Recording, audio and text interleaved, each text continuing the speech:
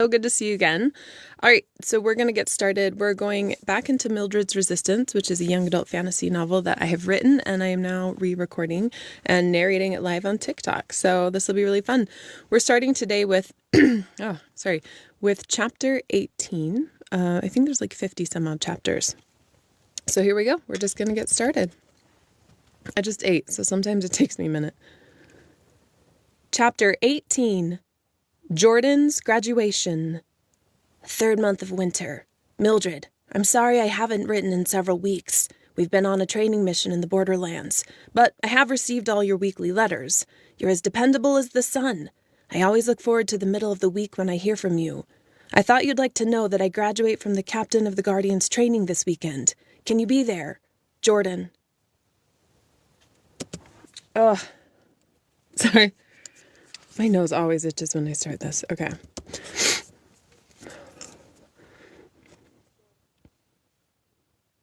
The morning of Jordan's graduation dawned with a cold winter sun. The newly graduated captains of the Guardians marched out in perfect formation, wearing dress uniforms of heavy crimson wool. Their polished swords glinted in the sunlight. Jordan stood in the back row, his gaze forward and eyebrows low. He'd matured into an attractive young man with a firm jaw and bright eyes. "Witches!" the captain of new recruits bellowed. "Please be seated." "It shouldn't take long," Martin whispered to Mildred from where they stood in the back. "They have other ceremonies after this." Here after this. I forgot a word. "They have other ceremonies here after this." Mildred smoothed her hair back even though it hadn't been in her way. "Good," she said. "I'm excited to see him again." "You look lovely today, by the way." Martin cast her a glance from the corner of his eye. She wore a green velvet skirt that Evelyn had given her, a cream top, and a black cloak for warmth. She smiled and took his hand. "Thank you." Until she met Martin, she'd never been called lovely before. He'd complimented her in some small way almost daily, and it still didn't feel any less awkward to her. She wasn't beautiful in the same way Stella was, but Martin made it seem like that didn't matter. "Guardians," the captain said. "Begin!"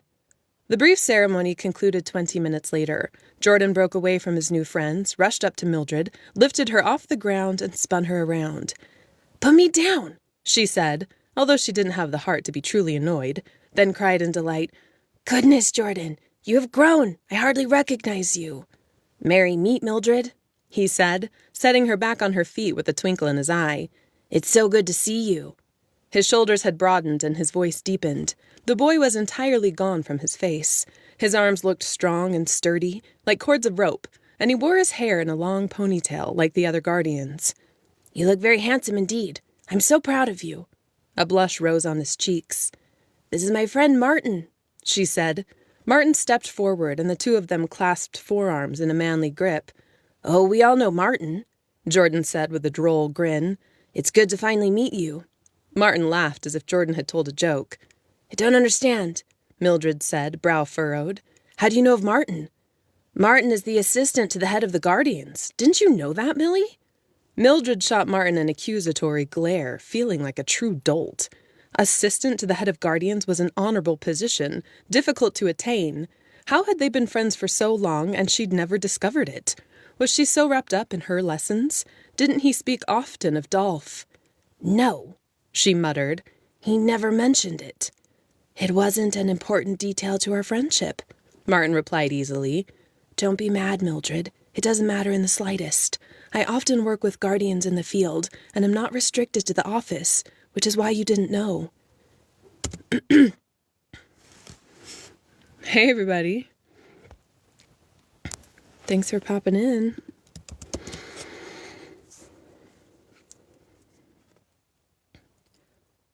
"He's just humble, Millie." "Come," she said, wanting to put the embarrassment behind her. "Let's get something to eat. I'm excited to hear about all your new experiences and plans."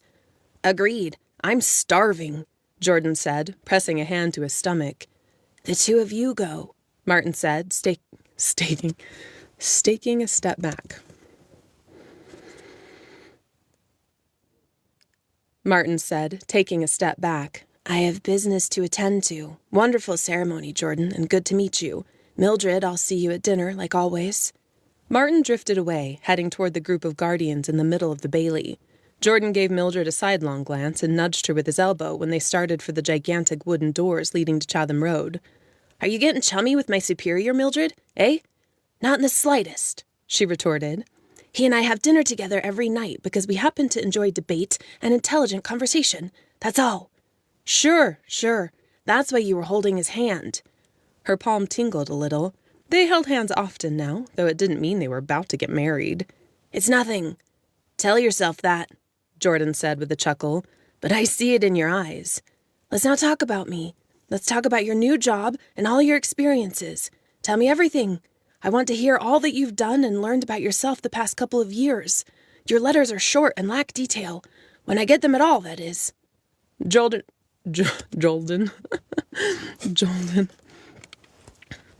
Oh, lots of people popping in. Hey, everybody.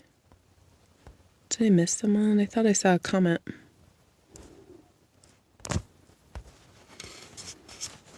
There we go. All right. Let's redo this. "When I get them at all, that is." Jordan told her everything while they strolled into Chatham City. Mildred laughed until she cried, gasped when she heard of his injuries, and rejoiced over his accomplishments. "Let's stop here," she said, pointing to Stella's favorite bakery. The smell of hot gravy and buttery crusts floated toward them from inside. They bought a few pies for lunch and settled onto a warm bench in the sunlight. A fountain in the shape of a wood nymph glistened with melting ice, but the water continued to run despite the chilly air. "Are you already assigned somewhere?" "Yes," he said, swallowing a meat pie in 2 bites. "I leave in the morning for the borderlands. It's a routine assignment guarding the border, nothing too exciting." The borderlands were a tract of land between the western and central networks. Only coyotes and rodents thrived in the sandy soil. If it weren't for the river... So I just barely had like this little mouth noise at the back of my throat, and the microphone always picks it up. Where did this go? Oh, there we go. Western and central networks. Only coyotes and rodents thrived. Oh my gosh, you guys. Sometimes I just can't hit this like one thing. Were a tract of land between the western and central networks. Only coyotes and rodents thrived in the sandy soil. If it weren't for the river that ran into the central network from the mountains of the north via the borderlands, they would have been as desolate as the arid deserts of the west. "I'm excited for you," she said, and meant it. "You always did need adventure, didn't you? Mother would be very proud." "Do you still think about her?" he asked, squinting at a beam of sunlight that filtered through the clouds. "Yes, every day." "Me too," he said, staring out at the bustling street. "I miss her sometimes, but it's not so bad now. It's been a busy 4 years." "Yes," Mildred said, standing. "It doesn't hurt quite as much as it once did, though I think I'll always miss her. Now, tell me about what you'll be doing in the borderlands while we walk back. I want to know what your life will be like there." The streets of Chatham City boiled with midday traffic. Scroll boys paraded up and down the cobblestones, calling out headlines and waving the chatterer.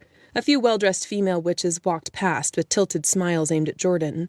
They returned to the High Bailey in what felt like no time at all.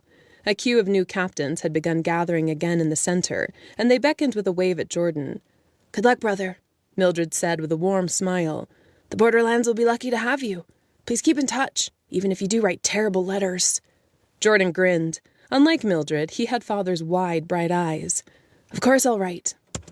How's Mildred's voice? Unlike Mildred, he had Father's wide, bright eyes.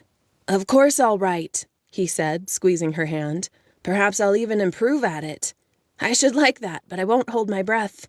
She laughed.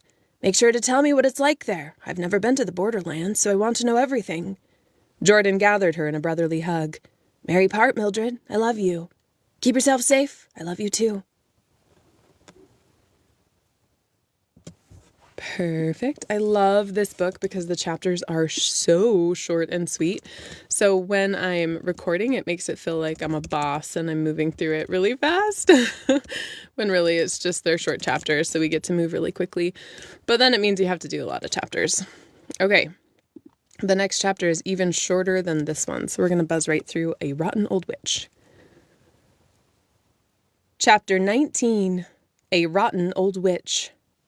The library remained quiet the next morning, and Mildred enjoyed the lengthy stillness. Not a single patron had come through, and her early classes had been particularly attentive. Patterns of frost swirled in the delicate winter signature on the windows, hiding a windy storm outside. Every book sat in its proper place on the shelves, and new chandeliers I almost said donned, but it's supposed to be donated. Every book sat in its proper place on the shelves, and new chandeliers donated by a wealthy old witch seeking higher political placement cast a bright and cozy glow on the room. The sense of organization relaxed Mildred. She was eyeing the list of late notices when a crotchety voice snapped at her from the other side of the circular desk. "I need a book," the unknown witch demanded. "I want it on the historical impact of garden gnomes. I want it to be small, and I want it in the next 5 minutes. Okay, so, this character is going to be kind of a key player for the next part of the book. Honestly, just his name is Stefan. He's really funny. I've never voiced him before, but I remember him very well. So sometimes when I voice a character, I have to stop and like figure them out, that kind of thing. But I don't have to this time because it's pretty easy. He's really cranky. Mildred looked up to find an elderly man. That sounded funny. Elderly man. We'll redo that one.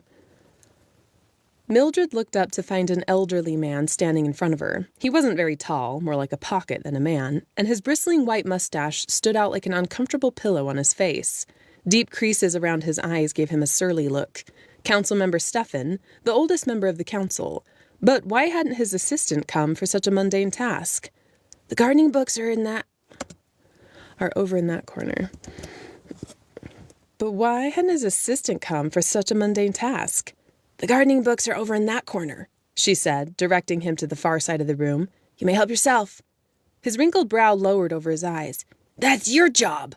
"No, finding a book just because you don't want to is not in my job description." "I will not." "Then you will not read a book on garden gnomes today." "Like hell I won't. You're just lazy and don't want to do your job." He tried a propulsion curse that would have sent her flying across the room, but Mildred overpowered it with the counter curse before she'd left the desk. She'd never countered a curse so fast in her life. The shock on his face was gratifying. "The good gods!" she cried. "You're an impertinent old man." He glared at her from under his eyebrows, and when he tried to move her again, she cast an immobility hex on him that only lasted a minute. "My job is to keep the library organized, the shelves clean, and the books stocked." She gifted him with a withering glare of her own. "Your job is to find something to read, remain quiet, respect the books, and bring them back on time." His eyes narrowed into slits as the hex faded. "Do you know who I am? I'm not someone to be trifled with." "I don't care who you might be. You're acting like a small child." He jerked his shoulders back, puffed out his weak chest, and tilted his head to the side. "I am Council Member Stefan, and I demand an interesting book to take with me to my meeting." Mildred rolled her eyes. "I don't care if you're the High Priest. You can go get your own book." "I'm going to report you to Porter." "Tell Porter whatever you want." Stefan's cheeks reddened, and his head shook until Mildred thought he'd explode from the inside out. He whirled around and stormed out, tossing his wrinkled hands in the air and yelling as he went. Books soared off the shelves in his wake, but Mildred redirected them with a different spell, and they returned to their shelves before hitting the ground. Lavinia, walking in for her daily solo magic lesson, having progressed with impressive speed for such an uneducated girl, ducked out of Stefan's way just in time. "Blessed be," she said, setting a pile of books on the desk. "What was that about?" "A rotten old witch wanted a book," Mildred replied. "Here's your assignment. Please get started, and I'll be over in a few minutes." "He wasn't any old witch. That's Stefan. He's as mean as a snake. He cursed one of the fire boys last year, you know, turned him into a toad. Porter had to force him to overturn it. Did he yell at you? He always yells at me. He says I take up the whole hallway when I walk." "Don't say ya, Lavinia," Mildred said with a weary sigh. "It's you. We've discussed proper pronunciation 100 times. Stefan is a grumpy old witch, and that's all. You shouldn't be frightened by bullies." "He'll have you fired," Lavinia said. I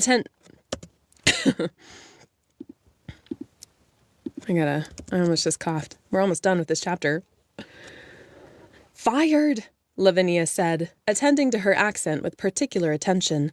"Then who will teach us magic and mathematics?" "Let him try," Mildred said. If Porter is willing to fire me over Steffan's laziness, then I don't want to work for him anymore. Get started on your lesson." Lavinia opened her mouth to say something, decided against it, and obediently headed to the back corner. Mildred glanced at the doors where Steffan had disappeared, and bid him a secret good riddance. Cool. I love it when chapters flow so sweet and so quick. All right, we're moving on to chapter 20. We're just about to the halfway point. Actually, is that chapter 20? Yeah. Okay. Chapter 20. It's titled, What Have I Done? So we're going to switch POVs here. This is going to take us to Evelyn. Hey, everybody. Let's see who we got here. Oh, I hate it when I do that. Sorry. Frustrating. I just want to make sure I don't have any comments. Hey, Garrett. What's up, buddy? Always so good to see you. I thought you'd be on today. I was like, I have to be on time because Garrett's coming. So cool to see all of you. All right, here we go. Chapter 20. Chapter 20. What have I done? Evelyn blazed into Nell's office one bitter winter evening, wearing a strapless black gown and glittering. Evelyn blazed into Nell's office one bitter winter evening, wearing a strapless black gown and a glittering necklace of diamonds. Her wavy red hair fell on freckled shoulders in long, shiny waves. "Are my diamond earrings in here?" she asked, heading straight for her desk. "I thought I took them off after lunch yesterday." Nell had been sitting behind her own desk and slowly rose. "You didn't come to work today, Evelyn. Where were you?" Okay, I haven't voiced Nell in a hot minute. It's been about a week since I voiced Nell, maybe not that long. So I'm just going to double check her voice. If I remember, she has a very full-bodied kind of voice. But I'm going to check. Yeah, we're good. It's the same. I always like to check my voices, though.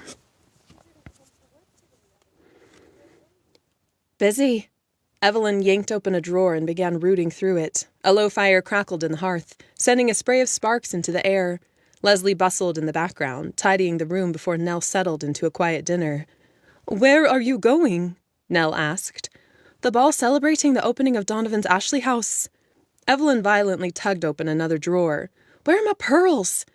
"Evelyn, I needed you this morning," Nell said, ignoring her question. "I'm far behind now. You can't just leave your responsibilities without explanation or... Well, I can't go back and change the past." Nell said nothing. "Out of my way," Evelyn snapped when Leslie nearly bumped into her. "Evelyn!" Nell cried, aghast. "You apologize right now. You can't come in here and act so disrespectfully to my servants." "No." Evelyn slammed the drawer shut. "I didn't do anything wrong. Your precious Leslie, whom you obviously care for more than me, should know better than to get in the way. Then again, she is just a servant." Nell's eyes widened. "I've never heard such disrespect from your lips. What has that awful May done to you?" Evelyn whirled around, her green eyes blazing. "May has done nothing but love and support me when you wouldn't. She understands me, and you never will."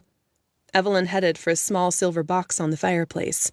Nell watched helplessly, completely taken aback by the rash display. Evelyn had always been passionate, but it seemed she had lost control over it lately, waving back and forth as violently as a nervous wind. When she wasn't oscillating between emotions, she was staring out the window, so lost in thought she appeared unable to work. "What's happened?" Nell implored. "I feel like I don't even know you anymore. What have I done? What has May done?" "You aren't asking the right question," Evelyn said, snatching the small silver case from the mantel. "You should be asking what you didn't do." "Fine." Nell threw her hands in the air. "What didn't I do?" "You didn't stand up for me." "What are you talking about?" Evelyn let out a triumphant cry and extracted 2 earrings from the silver box. "Surely you remember our conversation with Porter?" I feel like something slurred there. Yeah, conversation slurs a little bit there, so I'm going to redo it. "Surely you remember our conversation with Porter?" she inquired coldly. "Porter?" Nell asked, then her eyes widened in understanding. "Do you mean with the servants? Evelyn, that was so long ago." "It was humiliating," Evelyn cried, fumbling with the silver box until it dropped from her hands. A dozen jewels spilled across the floor in a glittering fan. He just sat there while he tried to tell me that I wasn't good enough for the servants to help. They talked about it for weeks. The servants mocked me. Me. I tried to help you, Nell said, stepping forward. You were in the wrong, Evie. I can't protect you from your own mistakes forever. Perhaps I tried to do so for too long. Now look what's become of you. You're irresponsible and impertinent. Evelyn flinched. You didn't even speak up for me. I never meant to. I don't have to explain myself to May. She understands. Nell reared back, pale and wide-eyed. May. The infernal teacher that destroyed Evelyn. Nell couldn't bear hearing her name from Evie's lips. It was just too painful. What more could I have done for you, Evie? She whispered. I gave you everything. What more do you want? A flash of something slipped into Evelyn's eyes. Longing, perhaps. Sadness. It disappeared as quickly as it came, and Evelyn turned away. I want you to leave me alone, she said, swallowing. I'll make it easy on you.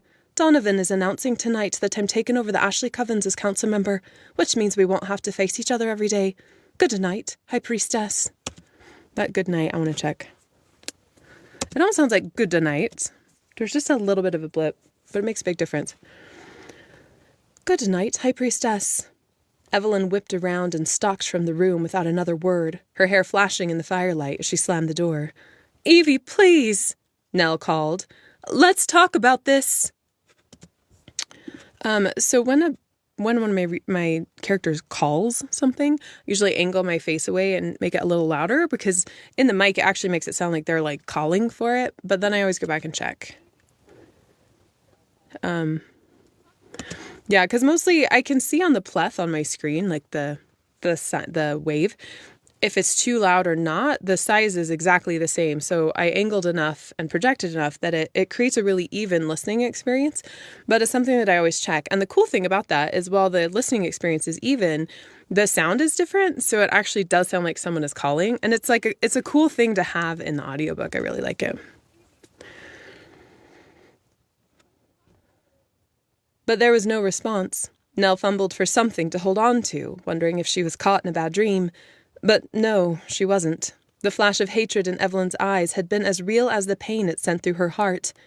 Sit down, High Priestess, Leslie said, rushing to Nell's side and putting an arm around her shoulders. Oh, please sit down. You've lost all color. I'm pretty sure we haven't voiced Leslie yet, but I'm going to double check. Most people that are from Chatham City, like Leslie is, have the Chatham City accent where it kind of changes the R's, and I adjust my lip for it a little bit.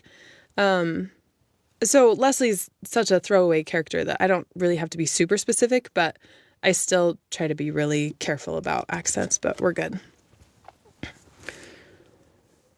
What have I done, Leslie?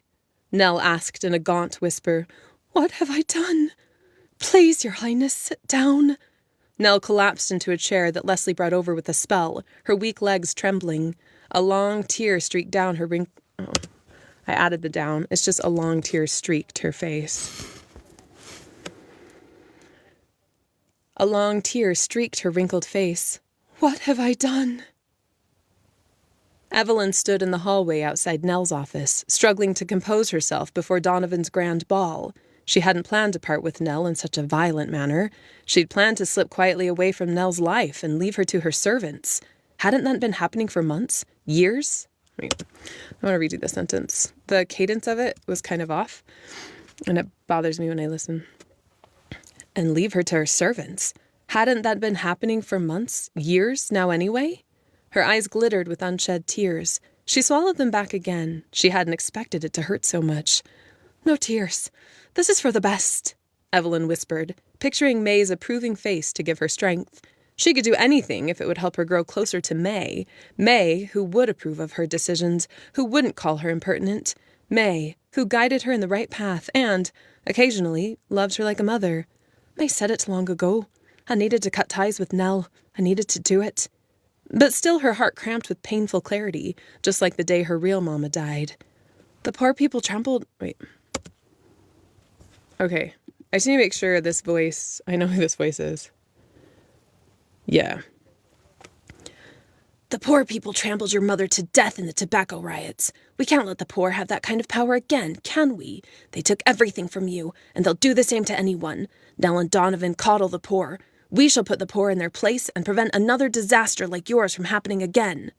I must do this. Evelyn balled her hand into a fist. For Mama. For the network. Evelyn transported away in a whisper, leaving the faint sound of Nell's heartrending cries to fade into the night. Woohoo! I've actually been looking forward to that chapter. I really like the chapters that are really intense with emotion. It's really fun to bring that out through the voice. At first, I was really insecure about that, but I really, really love it now. So we're going on to chapter 21. This is actually a long chapter. It's almost 4,000 words, which is the longest chapter we've had so far in this book. And I have half an hour, so I think I'll be able to voice it in that long. But if not, I'll have to stop it early because it's my daughter's Christmas concert today. So I have to leave in 33 minutes. Chapter 21, Thorough Justice. Mildred squinted up at the heavy bank of snow clouds settling over Chatham City like a massive iron plug.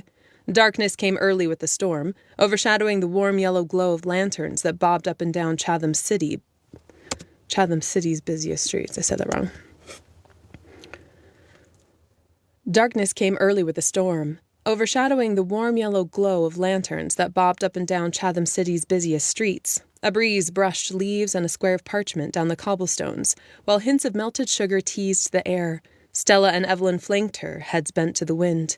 What a horrid night, Mildred muttered, pulling her cloak more tightly around her shoulders when the breeze whipped it back. Don't worry, Evelyn said. I gotta change it. There's a description of her voice after the dialogue, so I have to redo it so that they match. Don't worry, Evelyn said, her voice high-pitched with squeaky excitement. It's nice to get away, isn't it? Besides, sorry, my whole voice changed when I tried to change her voice. Don't worry. It's nice to get away, isn't it? There we go. It got almost a mix of Stella and Evelyn. It's nice to get away, isn't it? Besides, Owen's has decent cinnamon pretzels, since we're celebrating my ascension. Ascension. I pitched with squeaky excitement. It's nice to get away, isn't it? Besides, Owen has decent cinnamon pretzels. Since we're celebrating my ascension to council member today, I'm buying. They slipped inside a white brick building, heralded by a hanging sign marked by a giant bulldog and the words Owen's Pub. They headed for the last booth on the right, where cobwebs hung in the eaves. They headed for the last booth on the right, where cobwebs hung in the eaves. Oh my gosh. Cobwebs. They headed for the last booth on the right, where cobwebs hung in the eaves. That's why. The G and the I and the string of words just makes it a little tricky to pull together unless you've kind of prepped it. They headed for the last booth on the right, where cobwebs hung in the eaves, floating in the wind admitted by a whistling window pane. Most of the tables were already packed with patrons who had ducked out of the impending early winter storm. The room smelled of yeast, cinnamon, and body odor. I knew you'd come back, a jolly voice said from the back wall, behind the bar. It's been weeks now, Miss Evelyn. Why would you make an old man wait so long? I don't remember this guy's Owen. Oh, that makes sense. This is Owen. Owen, I don't think, is ever voiced again, but I'm gonna mark his voice because later in the scene I might need to remember exactly how he sounds.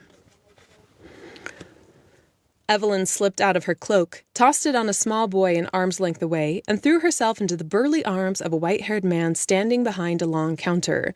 Mildred rolled her eyes and headed for the high-sided booth in the corner. You wouldn't believe how busy I am these days.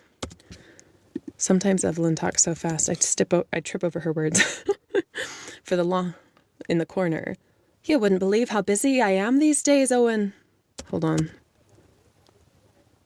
Yeah, I draw the busy out too long. I just need to cut that short. You wouldn't believe how busy I am these days, Owen, Evelyn said, straightening her dress with a teasing smile. I've only just escaped to see ya. With beefy shoulders, a wide face, and a tooth that jutted up from his bottom jaw, Owen needed only another set of legs to look just like the bulldog on his pub sign. "Send the usual," Evelyn said, strolling to the table. "And a bottle of wine with 2 glasses, and a water for Mildred. See that we're not disturbed." "Of course." See, I already need to go back. "I knew you'd come. Of course." There we go. The other was a little too throaty. "Of course," Owen barked at the servant boy, who appeared at the table with the wicker basket of soft, folded pretzels rolled in cinnamon and sugar, as if they'd been tossed in the sand. He slid 2 empty wine glasses onto the table and disappeared. "Delicious," Evelyn said, her eyes glowing as she picked up a pretzel and bit into it. Mildred and Stella followed suit, not speaking until after the boy brought Mildred's cold glass of water. "Thank you, Evelyn. You always remember," Mildred said. The odor of Ipsum saturated the air in the pub. She'd never cared for Ipsum. The smell of it brought memories of her abusive father and the bruising she'd find around Mother's eyes. Not to mention that Ipsum altered personality, which meant she couldn't keep herself under control, nor remember what happened. An odd drink to like, in her opinion. Even wine had a taste she wasn't overly fond of, although she tolerated it when social functions dictated she drink it. "I remember little things," Evelyn said, twiddling her fingers until the largest crumbs of sugar fell back into the basket. "I have an excellent memory." "Tell us, Evelyn," Stella said, leaning forward. "How did it happen? How on earth did you become council member so young? Everyone is talking about it." Evelyn preened like a bird trying to ruffle its feathers, her eyes shining with a bright zeal that Mildred couldn't help feeling a little jealous of. Evelyn had achieved so many of her goals so soon. Mildred, on the other hand, was still a librarian and an underground teacher. "You don't think I earned the job on merit alone, Stella?" Evelyn feigned surprise. Maybe it was just my good looks and charming personality." Evelyn feigned surprise. "Maybe it was just my good looks and charming personality." "No," Mildred said. "It was something else." Evelyn's eyes flashed, but it disappeared beneath something of a sheepish smile. "Well, I suppose you're right," she admitted while removing the cork from the wine bottle. "But I can't really tell you how I've done it." Stella's eyebrows lifted. "Are you under a vow of secrecy?" "Perhaps," Evelyn said with a coy smile. Stella leaned back. I said black. Evelyn said with a coy smile. Stella leaned back, blinking. "I don't understand," she said. "Why can't you tell us whatever it is you've done?" "Because she's blackmailed the high priest," Mildred said, gauging Evelyn's reaction. There was no sense of guilt or denial in Evelyn's inscrutable expression. In fact, she nodded. Stella's eyes popped open. "Evelyn, how could you?" Evelyn laughed, and the wine made a glugging sound as it poured out of the bottle and into the 2 crystal glasses. The scent, or maybe Evelyn's attitude, curled Mildred's stomach. "Oh, Stella," Evelyn said, laughing. "Your naivete is charming, you know. I'm sure if you had discovered the same situation I happened upon, you would have done the same thing." A wave of disgust passed over Mildred. "Blackmail, Evie?" she asked, though she wasn't... I'm going to redo that whole switch in dialogue. Passed over Mildred. "Blackmail, Evie?" she asked, though she wasn't a surprise to Stella. Evelyn had always been doggedly determined to make something of herself. Once she set her mind on something, no one could stop her. What could Evelyn have found that would have frightened... Oh, it's the couldn't would.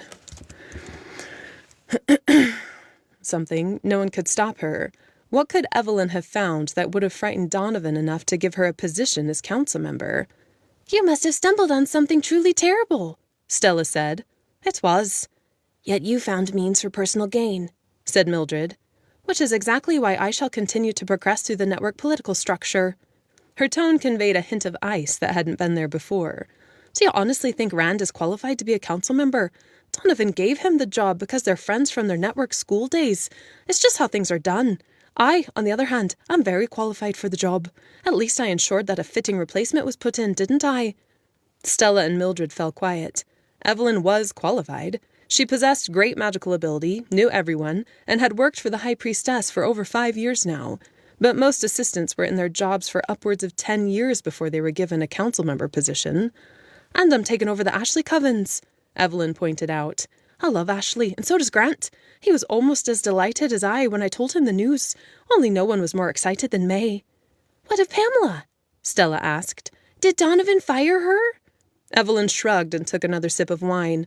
I don't know under what grounds he removed her as council member, and I'm not sure I really care. Pamela isn't my problem. I have bigger concerns. Mildred and Stella exchanged a worried glance. Really, girls, Evelyn said. Mildred's upper lip curled at the sudden condescension in her tone. Don't you know how politics work? It's all about who, and more importantly what, you know. It has nothing to do with how long you've been doing it. That begs for a corrupted network, Mildred said, furious. The two of them had never really seen eye to eye on politics, but never had the divide been between them. I forgot between them. Eye to eye on politics, but never had the divide between them been so great. No position should be determined by an ability to blackmail one's way into the game. Or perhaps it's a narrowing ground, Evelyn quipped, her back straightening. Those who are the most able to survive such a hostile environment will. Besides, Mildred, it's not as if I'm not qualified. I've worked as an assistant for years, lived at the castle nearly my whole life, and graduated with the highest honours. No one loves the wealth and prosperity of the Ashley Covens more than I. While Evelyn's words had a sense of truth, Mildred couldn't get comfortable with the idea of blackmail. Why was Mildred working so hard if others would gain their positions by luck or by luck or social status? With the idea of blackmail, why was she working so hard if others would gain their positions by luck or social status? Perhaps education was a better fit for her. At least she felt useful there. Okay, so in here, I'm just changing a word really quick. Very rarely will I swap words around. At least she felt useful there. Well, I think it's wonderful that you're going to be a council member, Stella said, breaking the sudden strain. I'm sure that whatever you did to bring it to pass was for the best. I'm excited for you. Evelyn smiled and pushed her. I want to listen to Stella again.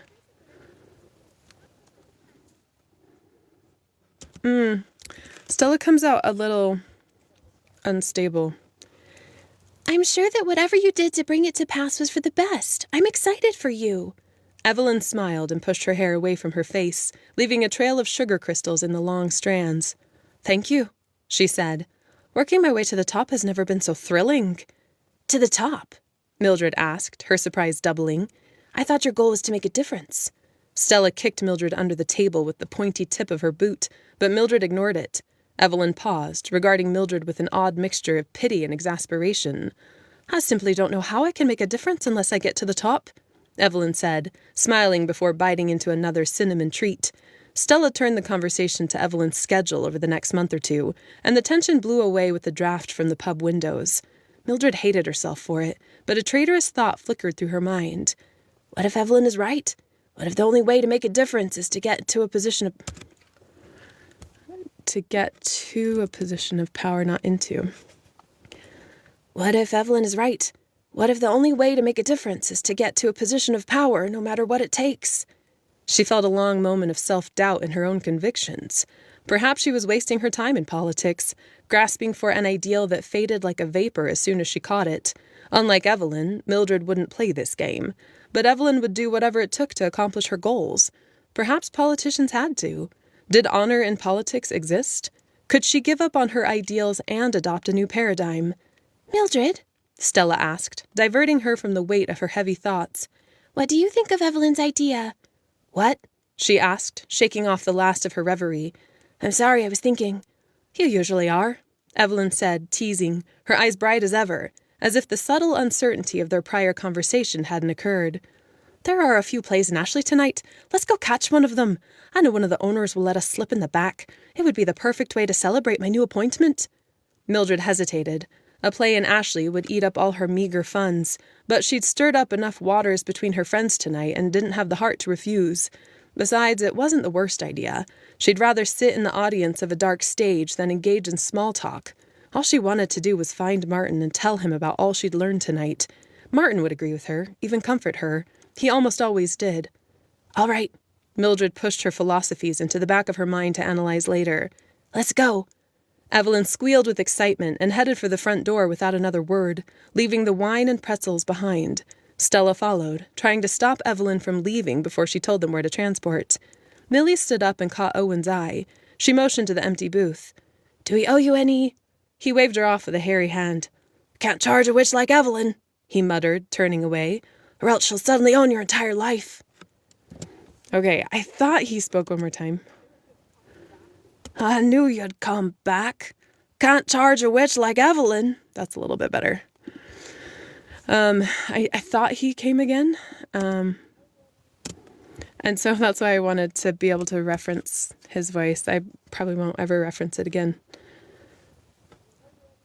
He waved her off with a hairy hand. "Can't charge a witch like Evelyn," he muttered, turning away, "or else she'll suddenly own your entire life."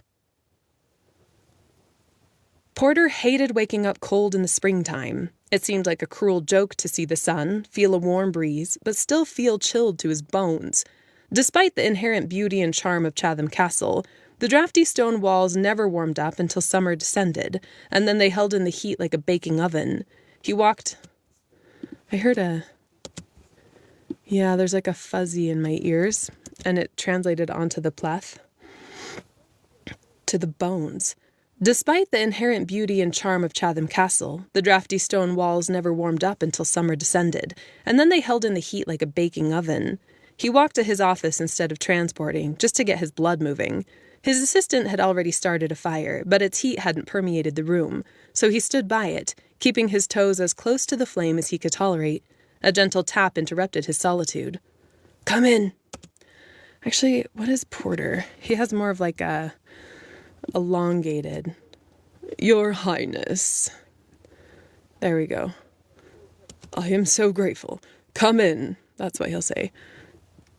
"Come in. And why not? I never get a moment to myself." There we go. Interrupted his solitude. "Come in," he said, adding under his breath, "and why not? I never get a moment to myself." Mildred entered Porter's office with what appeared to be stoic disregard of the cold. If the tip of her nose hadn't been bright red, or if a shawl wasn't draped around her shoulders, he would have questioned whether she felt anything at all. It was clear she had no idea why he'd called her in. Porter let out a long breath, suddenly feeling ill-prepared. There was a sternness about Mildred that commanded a certain level of respect, if not trepidation. Never mind he was old enough to be her father.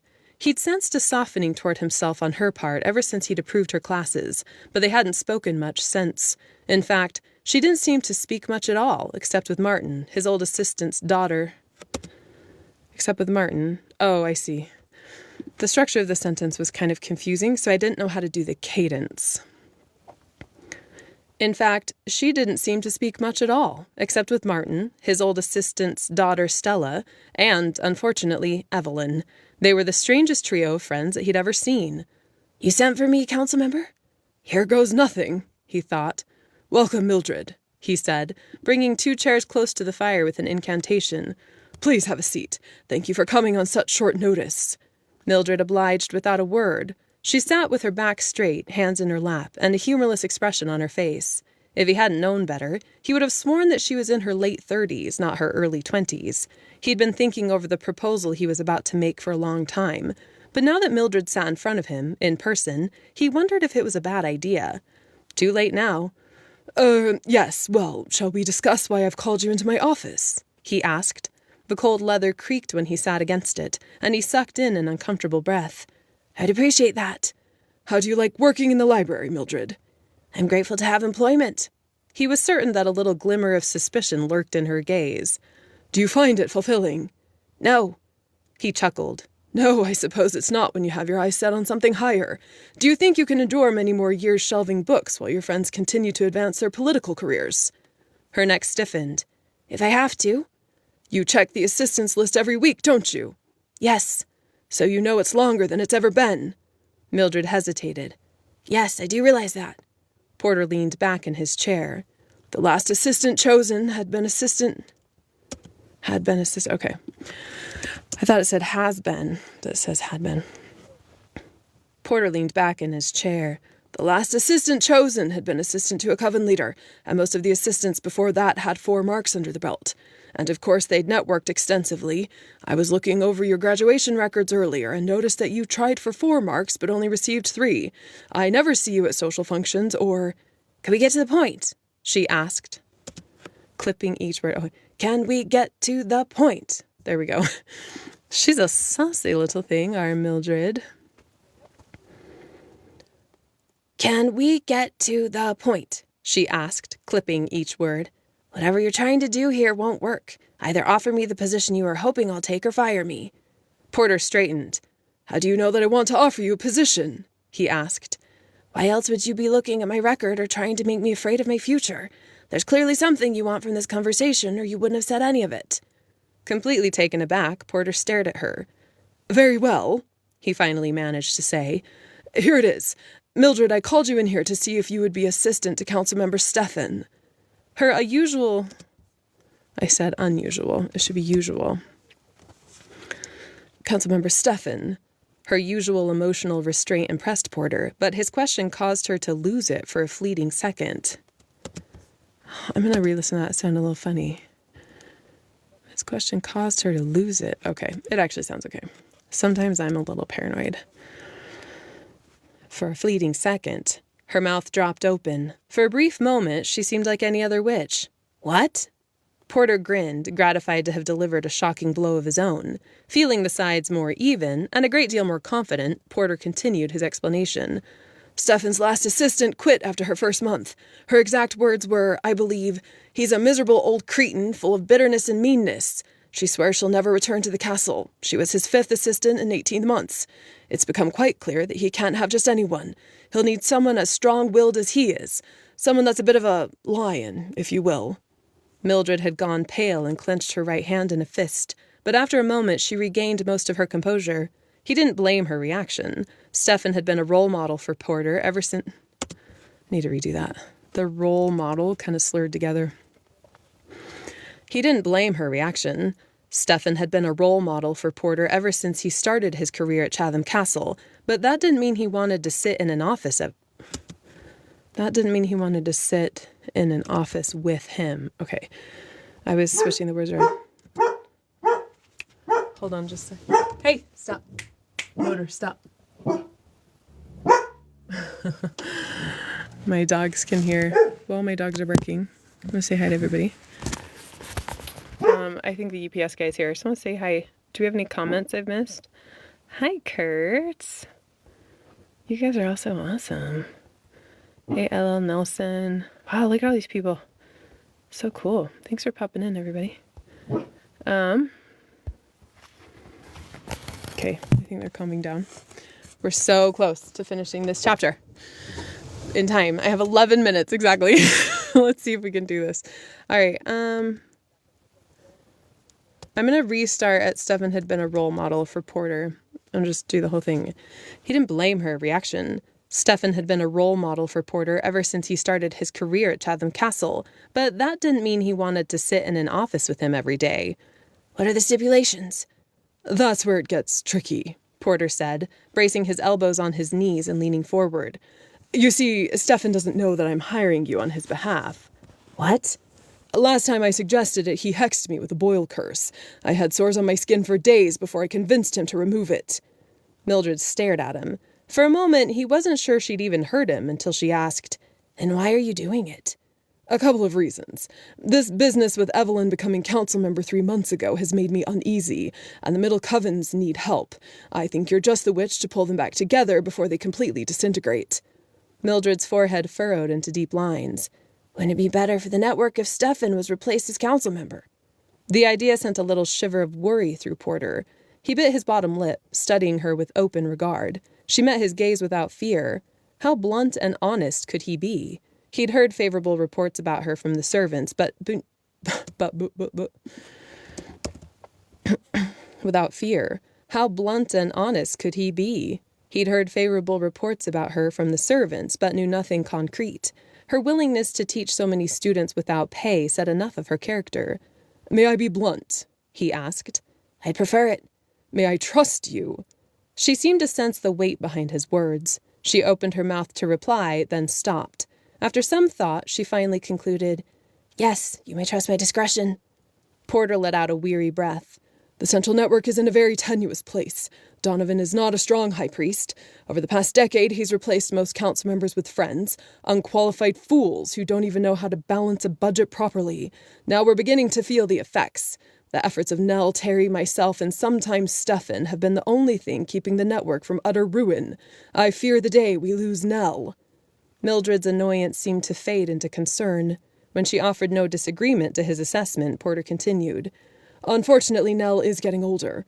Ever since she appointed Evelyn as her assistant, Nell's depressions should be plural. Getting older. Ever since she appointed Evelyn as her assistant, Nell's depressions have been deeper and of greater duration. We will eventually face the day when Donovan will rule without her balancing power at his side. No doubt he'll institute one of his own cronies as High Priestess, and then we'll be in real trouble." "You don't think the Esmeralda scrolls will protect the network?" Mildred asked as soon as he paused. "They protect our law, and they govern the actions of the highest witch, preventing tyranny, oppression, or open persecution. But the Esmeralda scrolls can't correct for laziness or gluttony or overtaxation. Unfortunately, not even magic can force witches to behave, nor would we want it to." Her shoulders slumped a bit at this, as if he'd just kicked the last leg of her stool of hope out from underneath her. He sympathized. He'd felt the same way himself the past 5 years. "At any rate, when the day comes that we lose Nell, I need as many trustworthy council members as possible." Porter's voice softened with affection. "Stefan was my mentor. I was his assistant for 10 years. He taught me to love the Central Network. Even though he doesn't do much anymore, he helps us keep Donovan's peers from overcoming the Council.